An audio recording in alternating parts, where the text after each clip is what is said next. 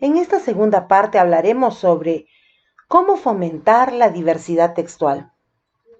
Usted podrá evaluar a partir de la información compartida si ya se aplican estas pautas en su escuela o es un tema que aún debe incorporarse.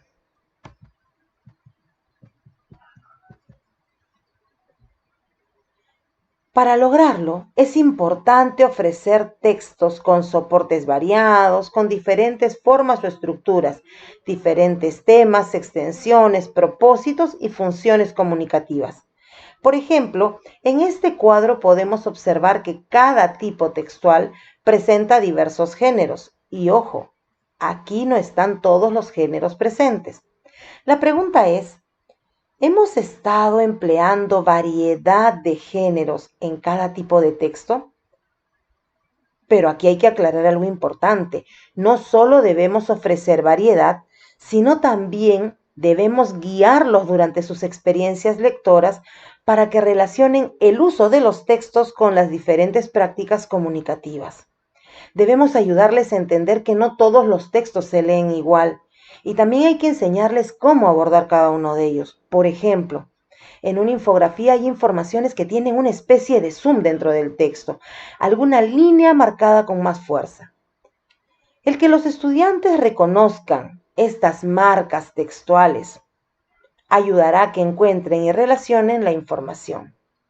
Hay algunas que son más fáciles de encontrar y nos dan una pista. Por ejemplo, si yo les digo que quiero compartir un texto con ustedes y este texto empieza con había una vez, ¿qué tipo específico de texto estaré a punto de compartir? Un cuento, ¿verdad? Esa marca textual, esa pista ya la tenemos grabada. En el caso de la infografía, debemos saber que hay que analizarla de manera distinta. Podríamos hacernos preguntas como, ¿cómo está distribuida la información? ¿Qué proporción del cuadro abarca la imagen? ¿En qué proporción aparecen datos con palabras? Si observamos solo las imágenes, también podríamos plantearnos algunas preguntas como, ¿se puede entender de qué trata el texto solo mirando las imágenes? Luego podríamos hacernos la pregunta al revés y también podríamos plantearnos preguntas como, ¿cuál es el propósito de esta infografía? Y si fuese argumentativa, podríamos preguntarnos, ¿cuál es la postura del autor?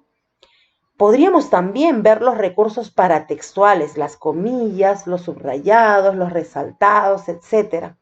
La tarea no es fácil, porque no solo debemos ofrecer estrategias según cada uno de los tipos de texto, sino asegurar que los estudiantes tengan conocimiento de que cuentan con estas estrategias.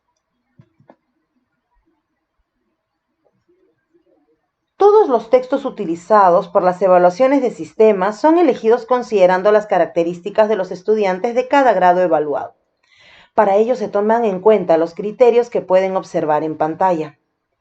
Son estos los que permiten graduar la complejidad del texto para cada nivel. Por ejemplo, al lado derecho se puede observar un texto aplicado a los estudiantes de cuarto grado de primaria en la evaluación censal de estudiantes del año 2018. Para la elección, se tuvo que considerar la extensión del texto.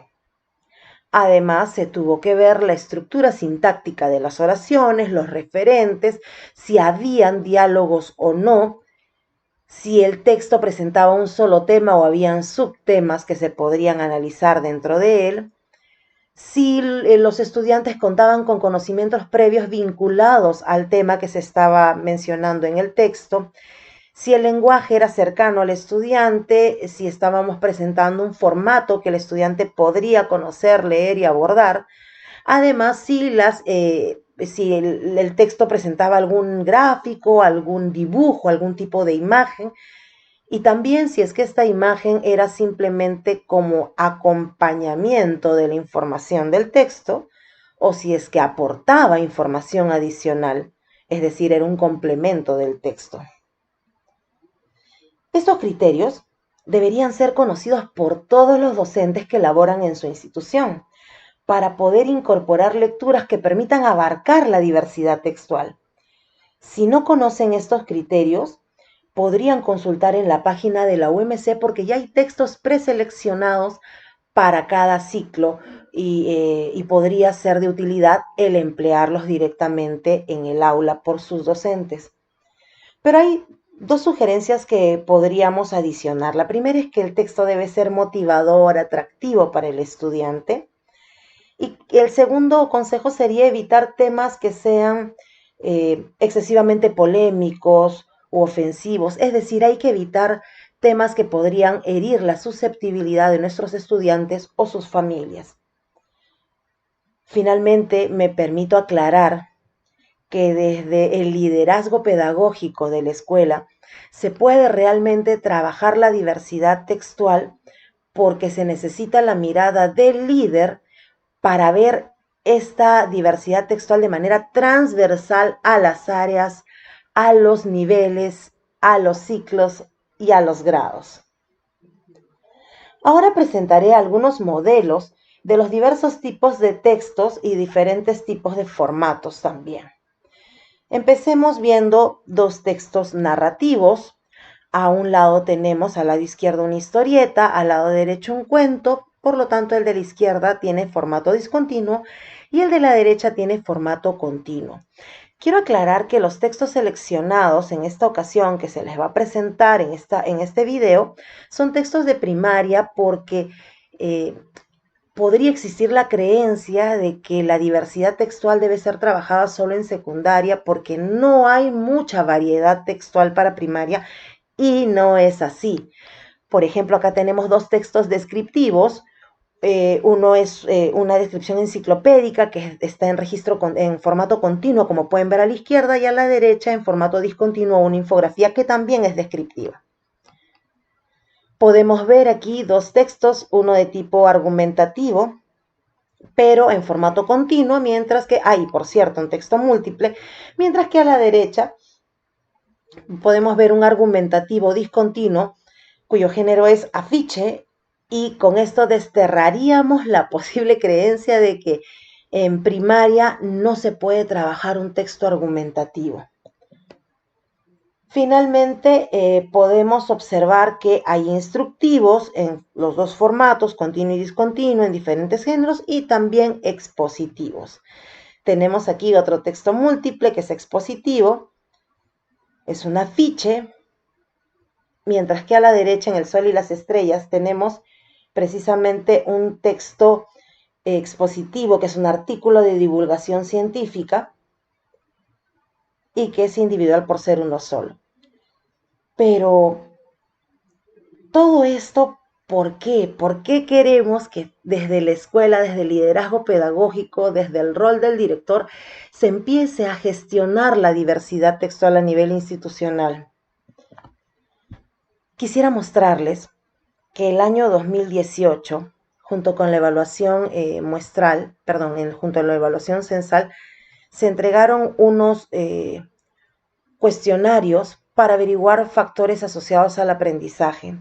Y en uno de ellos se compararon los resultados entre los estudiantes respecto a si sus docentes los exponían a diversos tipos de texto y de los que no eran expuestos, y aquí tenemos los resultados.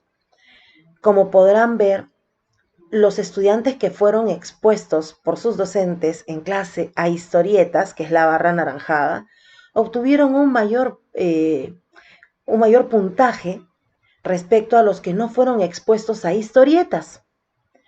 Lo mismo ocurre con las novelas. Los estudiantes que fueron expuestos a novelas obtuvieron mayor puntaje que los que no fueron expuestos, que están en la barra azulina.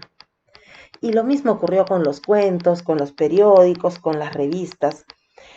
Es decir, incluir diferentes tipos de texto se asocia a un mayor rendimiento por parte de los estudiantes, un mayor logro de aprendizajes, porque podemos ver que no solamente al haber pasado por la experiencia de lectura o incluso de análisis de cualquiera de estos géneros en aula, no solamente les da el conocimiento de saber cómo abordarlo, sino que además les da la tranquilidad de conocer y que no es algo totalmente nuevo para ellos, que no es algo que los pueda desequilibrar por desconocimiento.